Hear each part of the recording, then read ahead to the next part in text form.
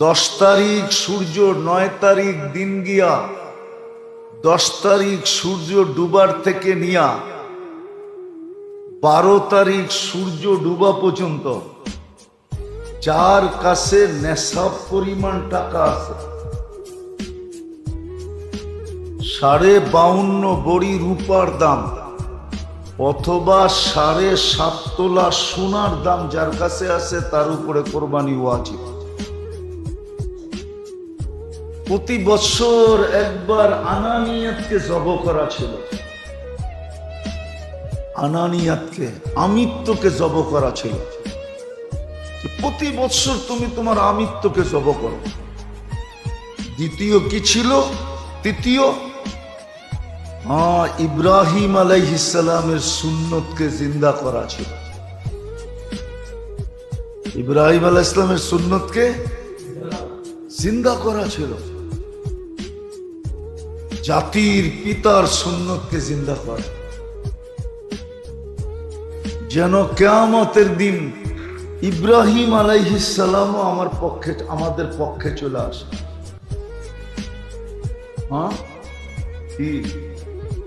বাপ বেটা দুইজনই যেন পক্ষে চলে আসে। আল্লাহ রসুল বলতেন, আনা সামরাতু দুআই আবি ইব্রাহিম, আমি আমার আব্বা জান ইব্রাহিম আলাইহিস সালামের দোয়ার ফল। তাহলে বাপও যদি আমাদের পক্ষে, ছেলেও আমাদের পক্ষে, বাকি আল্লাহর শানে এটা বলা ঠিক হবে কিনা আমি জানি না। একটা প্রবাদ বাক্য আছে, মাইয়া পোলা রাজি ক্যা করেগা কাজী। বাপও আমাদের পক্ষে, মুহাম্মদুর রাসূলুল্লাহ আমাদের পক্ষে। বাতির নিচে বলে অন্ধকার থাকে না, আমার এইখানেই এরকম কুবের থেকে টানায় রাখছে মাদ্রাসার ছেলেদের, উস্তাদদের জন্য 1/10,000 টাকা। কত? 7 জনে দিলে একটা ছোটখাটো গরু হয়ে যাবে। ছেলেরা ঈদের দিন থাকবে, উস্তাদরা থাকবে, মসজিদের স্টাফ থাকবে। কিন্তু আজকে খবর নিলাম, বলে এখন পর্যন্ত একজনও কোনো সাড়া দেয় নাই, একজনও সাড়া দেয় নাই, একজনও সাড়া দেয় নাই।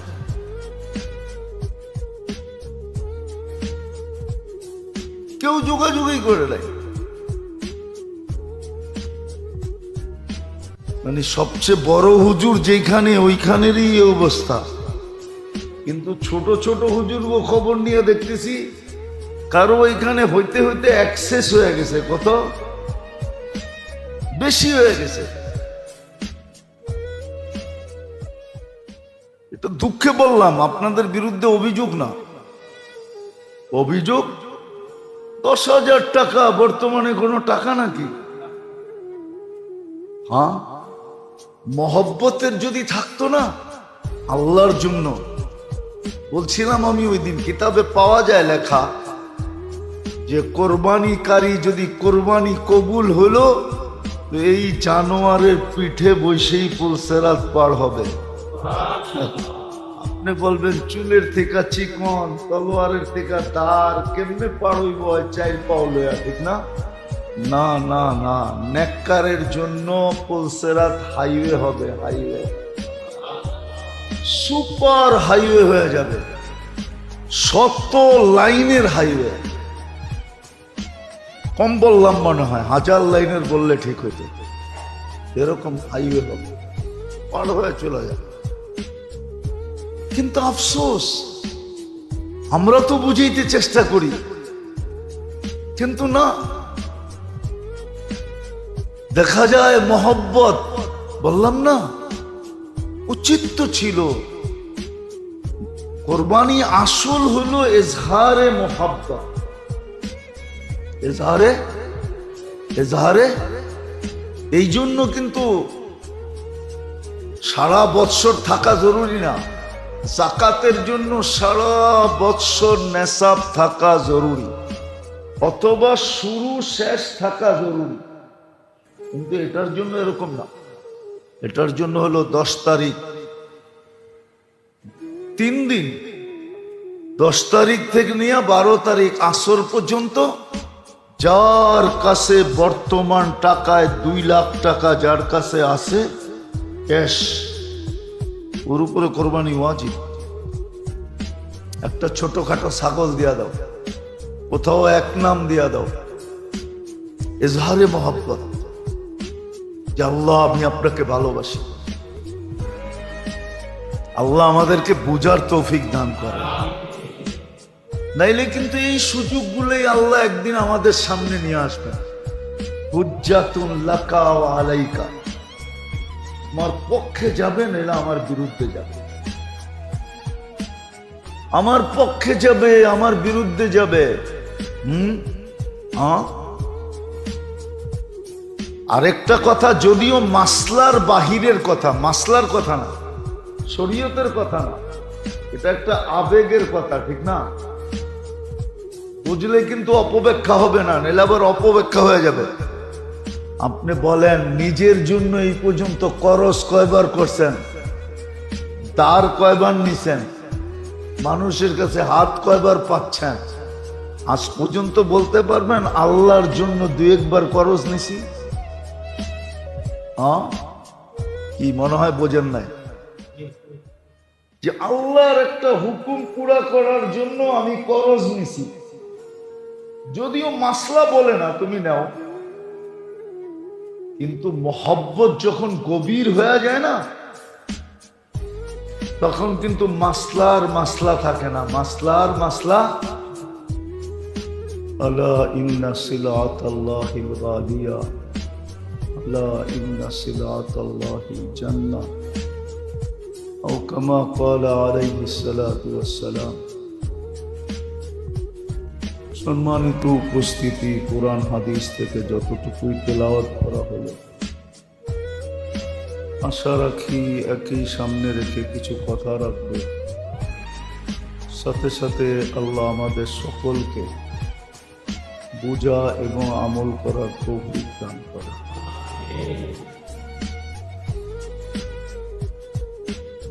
আল্লাহ জাল্লে জালালুহু আম্মা নওয়ালুহুর ইহসান, যে আল্লাহ মানুষকে সতর্ক করেন এবং সুযোগও দেন, কিন্তু আল্লাহর মতো সত্তার জাত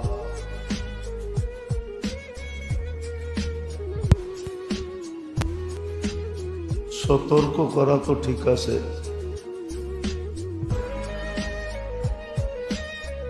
কিন্তু সুযোগ দেওয়া, কোন সৃষ্টিকে যখন দেন নাই সুযোগ, কোন সৃষ্টিকে আল্লাহ সুযোগ দেন নাই, বা কোন সৃষ্টিকে আল্লাহ সুযোগ দিবেনও না। এই জন্য কিতাবে পাওয়া যায়, গাছের ডাল যখন আল্লাহর জিকির ছেড়ে দেয় তখনই নাকি শুকায়া যায়, লাকড়িতে রূপান্তরিত হয়, চুলায় যাওয়ার উপযোগী হয়ে যায়। ঠিক তদ্রূপ মাছ যখন জিকির ছেড়া দেয় তখনই নাকি বড়শিতে আর ঝালে ধরা পড়ে। কিন্তু আল্লাহ মানুষকে সুযোগ দিছেন, সতর্ক করছেন, সুযোগও দিছেন। আবার সুযোগগুলাকে বড় মূল্যতে রূপান্তরিত করছেন। এমন না যে সুযোগগুলা মূল্যহীন, মূল্যহীন না, বরং মূল্যতে রূপান্তরিত করছেন। এক একটা সুযোগকে বিরাট বিরাট মূল্যে রূপান্তরিত করছেন। কারণ ছিল এটাই যে মানুষ দুনিয়াতে অসফল হোক, কিন্তু আখেরাতে যেন অসফল না হয়। দুনিয়াতে সফলতা মিলল না, টানা হেসরা বা সংকীর্ণতা বা দারিদ্রতা তার ভিতরেই জীবন কেটে গেল, তাতে কিছু আসে যায় না। 60-70 বৎসর উঠতে গেলে 80-90 বৎসর এইভাবেই কেটে যাবে। কিন্তু হ্যাঁ, এটাও একটা সত্য, এই দারিদ্রতা বা দুনিয়ায় অসচ্ছল হওয়া, এটারও একটা বিরাট বড় প্রতিদান রাখছেন। এটার যদি প্রতিদান না রাখতেন তাহলে একটা অভিযোগ ছিল, কিন্তু না, এটারও প্রতিদান আছে। দারিদ্রতারও একটা প্রতিদান আছে, উদার্ত থাকারও একটা প্রতিদান আছে। কিতাবেই পাওয়া যায়, হাদিসেই সুস্পষ্ট ইঙ্গিত, ইন্না শিদ্দাতাল হিসাব লা ইউসিবুল জায় ইয়াউমাল কিয়ামাহ। দুনিয়ায় যাদের উপরে ক্ষুধার্ত আসছে, দুনিয়ায় যারা ক্ষুধার্ত ছিলেন, সচ্ছলতার সাথে যারা ছিলেন না, কিয়ামতের কঠোরতা তাদের পর্যন্ত আসবেন। আল্লাহ কিয়ামতের কঠোরতার থেকে তাকে বাঁচায় দিলেন। কিয়ামতের দিন সর্বপ্রথম কাপড় ওদেরকেই পরানো হবে যাদের জীবনে, দুনিয়ার জীবনে ছিঁড়া ভরা কাপড় ব্যতীত ভালো কাপড় পরার সুযোগ হয় না। তাদেরকে সর্বপ্রথম জান্নাতের কাপড় পরাবে।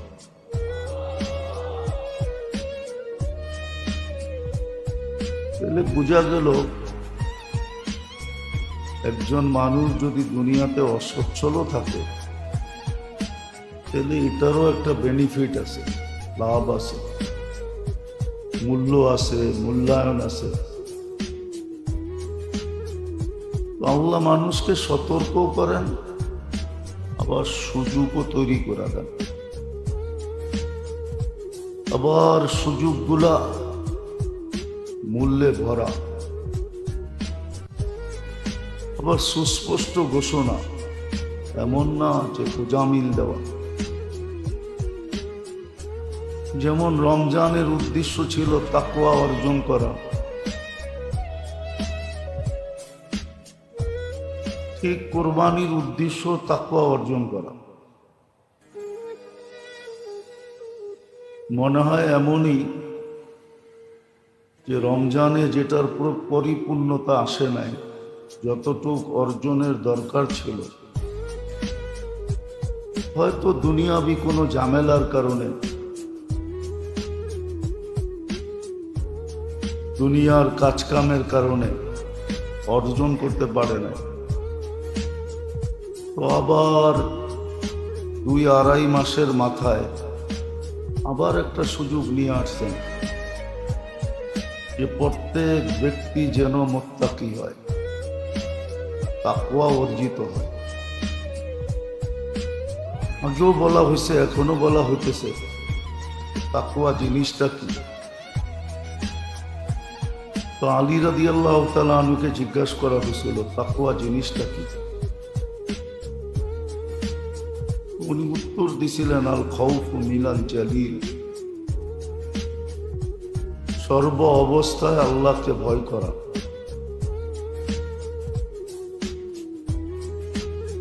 সর্ব অবস্থায় আল্লাহকে ভয় করা, একাকী হোক আর লোকালয়ে হোক, সূর্যের আলোতে হোক আর রাতের অন্ধকারে হোক। আল খাউফু মিনাল জালিল, আল্লাহকে ভয় করা।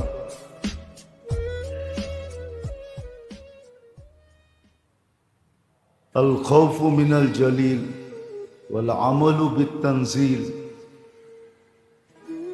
আল্লাহর পক্ষ থেকে যা আসছে সাধ্য অনুযায়ী এটার উপরে আমল করা। কেননা কোরআন আমাদেরকে এটাও সুস্পষ্ট বুঝায়, লা ইউকাল্লিফুল্লাহু নাফসান ইল্লা উসাহা। সাধ্যের বাহিরে আল্লাহ কোনো জিনিসের হুকুম করেন না। ওয়াল ইস্তি'দাদ লিয়াউমির রহিম, আর সদা সর্বদা মৌতের জন্য প্রস্তুত থাকা। সদা সর্বদা মৌতের জন্য প্রস্তুত থাকা, যে আসলে যেন সম্বোধনটা সুন্দর হয়। যেমন হাদিসে আছে, দিনদার, ইমানদার, নেককার, এদের সম্বোধনটা বড় সুন্দর হবে। কি সম্বোধন হবে? উখরুজি আইয়াতুহান নাফসুত তাইয়্যিব মিনাল জাসাদিত তাইয়্যিব ইলা রাউহিন ওয়া রাইহান। পবিত্র রূপ, পবিত্র শরীর থেকে বাহির হও। চলো এরকম জগতে যেটা সুখ শান্তিতে ভরা। ইলা রব্বিন গায়রি গাজবান, এরকম রবের কাছে চলো যে তোমার উপরে রাগান্বিত নয়। মৌতের জন্য সদা সর্বদা প্রস্তুত থাকা। এই জন্য কিতাবে আছে, সারা দিনে যদি 25 বার মৌতকে স্মরণ করা হলো, তাহলে ওই দিনের মৃত্যু তার জন্য শাহাদতের মৌত বয়ে নিয়ে আসবে। আর এটা কোনো কঠিন না। এইভাবে ভাগ করা হলেও হয়। 5 ওয়াক্ত নামাজের পরে যদি 5 বার স্মরণ করলো, তাহলে 5 5 25 হয়ে গেল 25 বার। কিন্তু কে স্মরণ করবে? কিভাবে স্মরণ করবে এটাও শেখানো হয়েছিল। বারিক লানা ফিল মাউত ওয়া ফিমা বাদাল মাউত, আল্লাহ মৌতের ভিতরে বরকত দেন, মৌতের পরেও বরকত দেন, শেখানো হয়েছিল। কিন্তু করবে কে? তো সদা সর্বদা মৌতের জন্য প্রস্তুত থাকা, এটাও তাকওয়ার অন্তর্ভুক্ত। রেদা বিল কালিল, সর্বশেষ ছিল যতটুক দিছেন, যেমন দিছেন, এটার উপরে সন্তুষ্ট থাকা। যতটুক দিছেন, যেমন দিছেন, এটার উপরেই সন্তুষ্ট থাকা। এই জন্য হাদিসে একটা ইঙ্গিত ছিল, উনদুর ইলা মান তাহতাকা, তোমার অবস্থার থেকে নিচের অবস্থার দিকে দেখো। তুমি যেখানে আসো, তোমার চেয়ে নিচে কেউ আছে কি? তোমার চেয়ে নিচে যদি কেউ থাকে, তাহলে দেখা যাবে তোমার চেয়ে নিচে যে থাকবে, একদিকে তাকাইলে ফলাফল কি দাঁড়াবে? তাকুন আবদান শাকুরা, তুমি শুকুর গুজার বান্দা হইতে পারবে। ওয়ালা তাকুন ইলা মান ফাওকাকা, তোমার চেয়ে উপরে যে আছে তার দিকে তাকায় না। হতে পারে তাকানের কারণে তাকুন আবদান আবদান কাফুরা, তুমি অকৃতজ্ঞ হয়ে যেতে পারো। আবার এটাও একটা সত্য কথা, যাকে যতটুক দিছেন অতটুকের হিসাবই তো নিবেন, ঠিক না? যার কাছে কোনো ব্যালেন্স নাই, তার কাছে তো আল্লাহ জিজ্ঞাসা করবে না তোমার ব্যালেন্স ছিল না কেন, তোমার ব্যালেন্স নাই কেন, এটা তো জিজ্ঞাসা করবে না। এটাও তো যুক্তিসঙ্গত। এই জন্যই তো যাদের কাছে ব্যালেন্স নাই, দুনিয়ার দুনিয়ায় অঢেল সয় সম্পত্তি যাদের কাছে নাই। যেমন এক হাদিসে আল্লাহ রসুল বলছেন, সাওবান রাদিয়াল্লাহু তাআলা আনহুকে বলছেন যে তোমার যদি শরীর ঢাকার মতো একটা কাপড় থাকে, পেট বড়ার মতো যদি একটা রুটি থাকে, আর মাথা গুচার জন্য যদি একটা ঠাই থাকে, আর চলার জন্য যদি একটা সওয়ারি থাকে, বাহন থাকে, সব বাচ্চিন লেখায়া সাওবা, তাহলে যথেষ্ট দুনিয়া আছে তোমার কাছে। বুঝা গেল এরপরে আর হিসাব। এই জন্য বুদ্ধিমান ওরাই মালতে অতটুকু রাখে যে ম্যানেজার ডাইকা যেন হিসাব মিলাইতে না হয়, কিয়ামতের দিন যেন মুখাস্ত দিয়া দিতে পারে। তো যেটা বুঝাইতেছিলাম যে রেজা বিল কলিল, চারটায় সমন্বয় হয় তাকওয়া। আল খৌফ মিনাল জালিল, আল্লাহর থেকে ভয় পাওয়া। আর ভয় পাওয়াটা ওই সময় হবে যখন সদা সর্বদা ভিতরে সেট হবে। কিছু জিনিস তো আল্লাহ সেট করে দিছেন, আর কিছু ভিতরে সেট করতে হয়, কিছু ভিতরে সেট করতে হয়। এটা যদি ভিতরে সেট হইল বিআন্নাল্লাহ ইয়ারা, যে আল্লাহ কিন্তু আমাকে দেখতেছেন, শুধু দেখতেছেন না, ইয়ালামু খাইনাতাল আয়ুনি ওয়া মা তুখফিস সুদূর, আমার দিলে কি লুকানো আছে এটাও জানতেছেন, চোখের ইশারাও বুঝতেছেন। আরো সুস্পষ্ট, লা ইয়াখফা আলাইহি শাই, কিচ্ছু আল্লাহর কাছে লুকায়িত নেই। আরেক হাদিস দেখলে আরো সুস্পষ্ট বোঝা যাবে, হাত্তা ইয়ালাম দাবিবান নামলাতিস সাওদা আলা সখরাতিস সাম্মা ফি লাইলাতিজ যুলমা, ঘুট ঘুটে অন্ধকার সাত জমিনের নিচে কালো রঙের পিপিলিকা যে চলে, এর পদধ্বনি আল্লাহ শুনতে পান। ওয়ায়ানজুর আইয়ু কদমিন ইউকাদ্দিম ওয়া ইউআখির, আল্লাহ দেখেন কোন পাও আগে করতেছে, কোনটা পিছে করতেছে। আল্লাহকে ভয় পাবে ওই ব্যক্তি যার ভিতরে এটা সেট হবে, নাইলে ভয় পাবে না, নাইলে তো জুলুম করবে, জুলুম করতে থাকবে। আজকে যেরকম সারা দুনিয়া,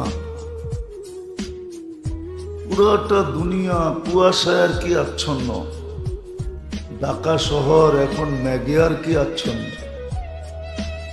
এর চেয়ে হাজার গুণ না কোটি গুণ বেশি দুনিয়াটা জুলুমে আচ্ছন্ন।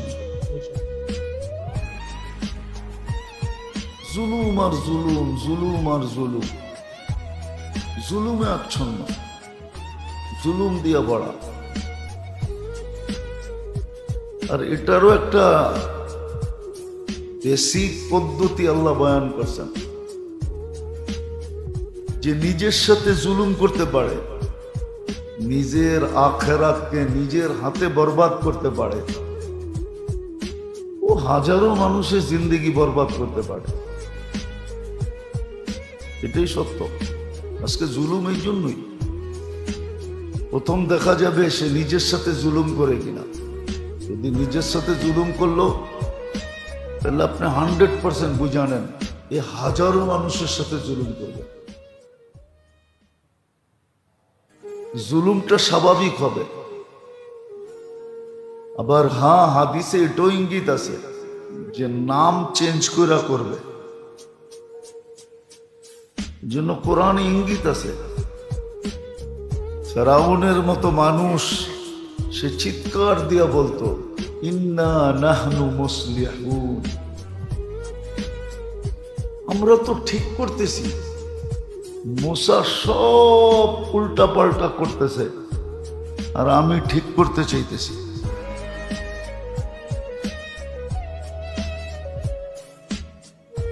তো নাম চেঞ্জ করে করবে, নাম চেঞ্জ করবে। যাক, যেটা আমার বুঝানোর উদ্দেশ্য, কথা অনেক আগে চলে যাবে। এরকম বাহির করতে গেলে একটার পর একটা আসতেই থাকবে।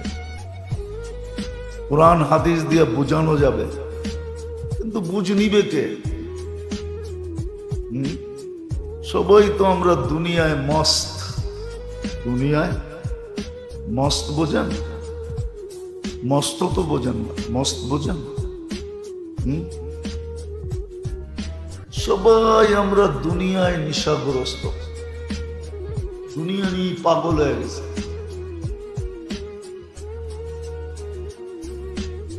যদিও দুনিয়াটা ছাড়ার কথা ছিল, দুনিয়া আল্লাহ ছেড়া দিছিলেন বিত্তাকাদ্দুর। আল্লাহর ইঙ্গিত ছিল দুনিয়া কপালের উপরে ছেড়ে দাও। ওয়াল আখিরাতু বিত্তাজাহুদ, আখিরাতটাকে চেষ্টার উপরে নিয়ে আসো। সারাদিন আখিরাতের জন্য চেষ্টা করো, দুনিয়াকে কপালের উপরে ছেড়ে দাও। তকদিরে যা লেখা আছে তা হবেই হবে। যতটুক তোমার পাওনা এতটুক তুমি পাবেই পাবে, যতটুক মিলার অতটুক মিলবেই মিলবে। দুনিয়া মিলা যাবে যতটুক লেখা আছে,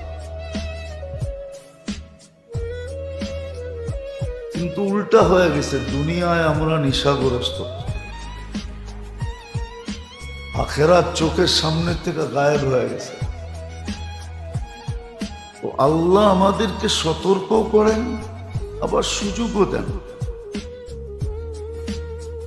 আবার সুযোগগুলাকে মূল্য দিয়ে ভুলা দেন। যেমন জিলহজের 10 তারিখ পর্যন্ত, 10 তারিখ মূল্য দিয়ে ভরা দিছেন। আবার 10 থেকে নিয়ে 13 তারিখ আসর পর্যন্ত আইয়ামে তাশরিক আবার মূল্য দিয়ে ভরা দিছেন, মূল্য দিয়ে ভরা দিছেন। জিলহজ আসতে আসতেই চাঁদ উঠতে দেরি, এটা পড়তে দেরি হতো না, এটা পড়া উচিত ছিল। শুধু আমরা ঈদের দিন পড়ব, শুধু আমরা ঈদের দিন পড়ব আল্লাহু আকবার, আল্লাহু আকবার, লা ইলাহা ইল্লাল্লাহ, আল্লাহু আকবার, আল্লাহু আকবার, ওয়ালিল্লাহিল হামদ। কিন্তু উচিত ছিল এই 10 দিনে না হইলেও 10,000 বার পড়া, 10,000 বার পড়া উচিত ছিল কমসে কম। 10,000 বার কমসে কম পড়া উচিত ছিল। তো যেটা বুঝাইতেছিলাম, এটা কিন্তু সুযোগ, কুরবানি সুযোগ। আল্লাহ আমার কাছ থেকে চাইতেছেন। অনেক সময় বলে না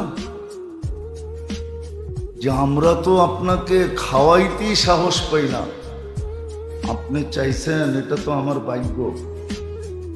বলি না, না বাংলা এরকম কোনো শব্দ নাই, প্রচলন নাই।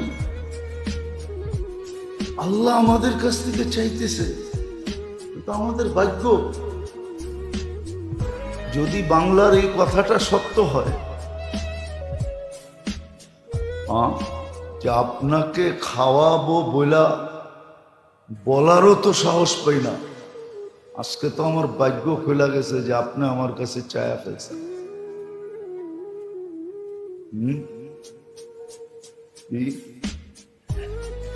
সামনে যাওয়ারই সাহস করি না, ভাগ্য যে আপনি আমার বাড়িতে আয়া বসে। আল্লাহ আমাদের কাছে চাইছে, এটা তো বিরাট বড় ভাগ্য ওই ব্যক্তির জন্য যে এটাকে মনে করে যে আমার ভাগ্য খোলা গেছে, আল্লাহ আমার কাছে চাইছে। আর যে মনে করে না, তার ব্যাপারে তো আর কোনো কথা নাই। তো বাবা উচিত যে আল্লাহ আমার কাছে চাইতেছেন, আমার ভাগ্য এটা যে আমার মতো একজন মানুষের কাছে আল্লাহ চাইতেছেন, আল্লাহ আমাকে সুযোগ দিতেছেন। আল্লাহ যদি কন্ডিশন দিয়া দিতেন, শর্ত লাগায়া দিতেন যে এরা এরা আমার ঘরে আসতে পারবে, এছাড়া কেউ আসতে পারবে না, তাহলে তো আমাদেরকে মসজিদের গেট দিয়ে ঘুরতেই হতো, ঠিক না? বহুত বাড়ি আছে গেট দিয়েও হাইটা যাওয়া যায় না, গেট দিয়েও হাইটা দাঁড়ায়া থাকা তো দূরের কথা, দাঁড়ায়া থাকলে তো আপনার সাথে সাথে আইসা ধরবে, এখানে দাঁড়াইলা কেন? নাই এরকম বাংলাদেশে জায়গা নাই, দেখেন নাই? আমাদেরও তো মসজিদের সামনে দিয়ে ঘুরতে হইতো, যদি ঘুরতেও না দিতেন, যদি কন্ডিশন দিতেন, শর্ত দিতেন যে এরা এরা আমার ঘরে আসবা, বাকি কেউ আসতে পারবে না, বাকি কেউ আসতে পারবে না, এরা এরা আসবা, কি করতেন? এইখানে তো বিলকুল एक ही सफ में মাহমুদ ও আয়াস, মাহমুদ গজনবীর মতো রাজা আর তার কৃত দাস আয়াস পাশাপাশি দাঁড়ায় আছে, একই কথা। মনে উঠলো, ওই জন্য বলতেছি। মালিক ইবনে মারওয়ান হজে গেছে, তো বাইতুল্লাহর গিলাফ ধরে কাঁদতেছিল, অথচ 3-4 মহাদেশের উপরে যাদের রাজত্ব, মালিক ইবনে মারওয়ান, খেলাফতে বনু উমাইয়ার, তো একজন দূরের থেকে দাঁড়ায়া বলতেছে, উন্দুর জব্বারাত দুনিয়া, দুনিয়ার প্রতাপশালী কাইফা ইয়াতাদাররাউ আমামা জব্বারিস সামাওয়াতি ওয়াল আরদ, আকাশ জমিনের মালিকের কাছে কিভাবে কাঁদতেছে দেখ। জব্বারাত দুনিয়া, আল্লাহ আমাদেরকে সুযোগও দিছেন, আবার সতর্ক করছেন, আবার সুযোগগুলাকে মূল্য দিয়া ভেড়া দিছেন। মূল্য নাও দিতে পারতেন, কেননা যুক্তি এটাই বলে, বলে সারা দিন তো আমারটাই খাস, আবার তোকে কি দিব? সারাদিন তো আমারটাই খাও, তুই সারাদিন কাঠটা খান, সারাদিন কাঠটা ব্যবহার করি, সারাদিন তো 24 ঘন্টা আল্লাহ সেবা দিতেছেন, এটার বিল নিলেই তো অনেক, ঠিক না? বিল যে নিতেছেন না, তাহলে আপনারা আবার কি দিব? যুক্তি তো বলে, তোর এন্টার ফ্যামিলি তো দেখি, আবার জ্যাপ খরচ দিমু কোত্থেকা, বলে না যে তোর এন্টার ফ্যামিলি তো সামলাই, আবার জ্যাপ খরচও চাস। আল্লাহ তো বলতে পারতো যে বিল তো নেই না, সব সার্ভিস বিনা পয়সায়, আবার সওয়াব দিমু কেন? অথচ হাদিসে তো আছে, বুখারী শরীফে আছে, আর নাফখাতু আলা ইয়ালিহি সাদাকা। ইমাম বুখারী বাবুই বানছেন, কিতাবুল ইলমের ভিতরে এই বাব আছে, হাদিস আছে, পরিবার পরিজনের উপরে খরচা করাটো সৎকার সওয়াব পায়, স্ত্রীর মুখে খানা উঠায়া দিলে এটাও নফল ইবাদতের সওয়াব পায়। তাহলে আবার বেনিফিট কিসের? যুক্তি তো বলে বেনিফিট হওয়ার কথা ছিল না। বিনা পয়সায় 24 ঘন্টা সেবা, শুধু সেবা না, 24 ঘন্টা সুরক্ষা। সেবার সাথে সাথে সুরক্ষাও দিতেছেন, 24 ঘন্টা হেফাজত করতেছেন। হাজারো জিনিস থেকে আমাদেরকে বাঁচায় রাখতেছেন।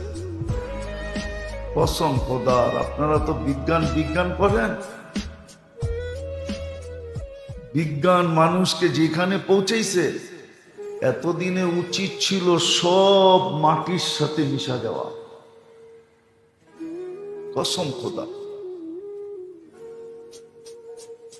ফিতরতের থেকে বাহির হয়ে যাওয়ার কারণে আল্লাহ মানুষকে যে সিস্টেমের উপরে পয়দা করছেন আর তার জীবনের জন্য যে সিস্টেম রাখছেন, ওই সিস্টেম থেকে বাহির হয়ে যাওয়ার কারণে উচিত ছিল এতদিনে দুনিয়াটা ধ্বংস হয়ে যাওয়া।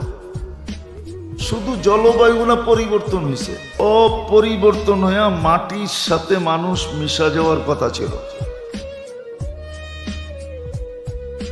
শুধু আল্লাহ একটু দেখাইছেন যে জলবায়ুটা চেঞ্জ করে দিছে। এটা আমরাই করছি।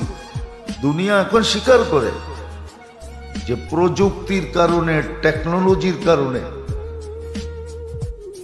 দুনিয়া জলবায়ু বিনষ্ট হয়ে গেছে, মাটির সাথে মিশা যাওয়ার কথা না। ফিতরতের উপরে তো মানুষ নাই, যে সিস্টেমের উপরে আল্লাহ তৈরি করছেন, যে সিস্টেমের উপরে মানুষ তৈরি করছেন। আমাদের আসবাবপত্র, বর্তন, সর্তন সব চেঞ্জ হয়ে গেছে। আগে 3 ধরনের বর্তন ছিল, আসবাবপত্র ছিল, বর্তন, হাড়ি পাতিল 3 ধরনের ছিল, গ্লাস গুলাস 3 ধরনের। প্রথম ছিল মাটি, তারপরে ছিল তামা, তারপরে ছিল পিতল। এই 3টাই ছিল, এই 3টাই ছিল, আর ছিল না। এই অ্যালুমিনিয়াম, সেলমোনিয়াম, স্টিল, সিস্টিল, কাঁচ, কুচ ছিল না। ও আরেকটা ছিল কাঠের, এই 4 ধরনের ছিল, 4 ধরনের ছিল। তখন মানুষের শারীরিক অবস্থা যেরকম ছিল, আজকের থেকে 100 গুণ বেশি শারীরিক অবস্থা উন্নত ছিল।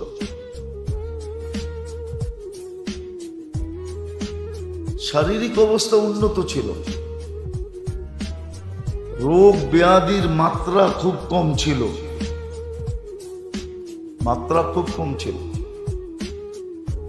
জটিল রোগে মানুষ ভুগতেন কম, জটিল রোগ ছিল না।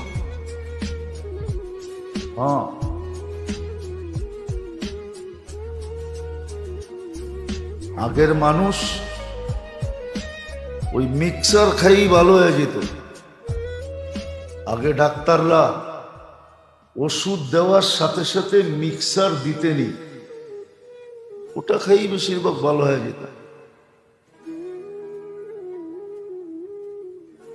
যদিও একটা কথা বললে মানবেন না, যদিও গরিবদের সাথে আল্লাহর ব্যবহার বড় ভালো, কিন্তু গরিবরা সবচেয়ে বড় হতভাগা।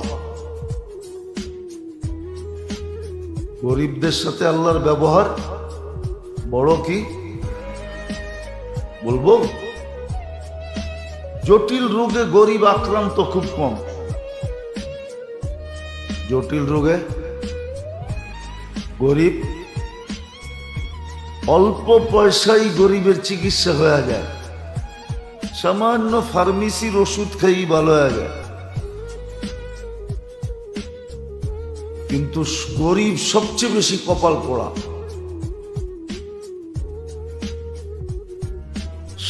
সবচেয়ে নামাজ কম পড়ে গরিবরা, রোজাও কম রাখে। রাগ হয় না, হিসাব করে দেখেন। অথচ ওর জন্য কিছু ছিল না, ওর জন্য ছিল শুধু নামাজ, শুধু রোজা, হজও নাই, জাকাতও নাই। ইসলাম তো মাতৃকোলে মিলা গেছে, আসতে দেরি, ইমান ভিতরে পুশ করে দিতে দেরি হয় নাই। আজান একামত না, আজান একামত বাচ্চা হইলে দেওয়ার অর্থ হলো আপনার ভিতরে ইমানকে পুশ করে দেওয়া হয়েছে, পুশিং ঢুকায় দেওয়া হয়েছে, জানায় দেওয়া হয়েছে যে তুমি ইমানদারের ঘরে জন্ম, মুসলমানের ঘরে জন্ম, তোমার ভিতরে কিন্তু ইমান ঢুকায় দিলাম। এখন কাজ হলো ধরে রাখা, নামাজ পড়া আর রোজা রাখা। কিন্তু আপনি দেখবেন আল্লাহ রসুল বলছিলেন সবচেয়ে বড় হতভাগা উম্মত আমার, যারা আল্লাহ সবচেয়ে বেশি ফ্যাসিলিটি ব্যবহার করে। আপনি বলবেন ধন হইলেই সবকিছু হয়? কি একদিন না কাহিনী শুনাইছিলাম যে ওর মা বাপ পরে একটা গাধা বানাইছে, লেখায়া পড়ায়া একটা গাধা বানাইছে। কর্মচারীরা দুপুরে খাইতে বৈশা আলোচনা করতেছে, আমাগো সারে খালি ব্যাগটা লয়া লয়া ঘরে পিস পিস, আর সব কিছু আমাগো ম্যাডমে করে।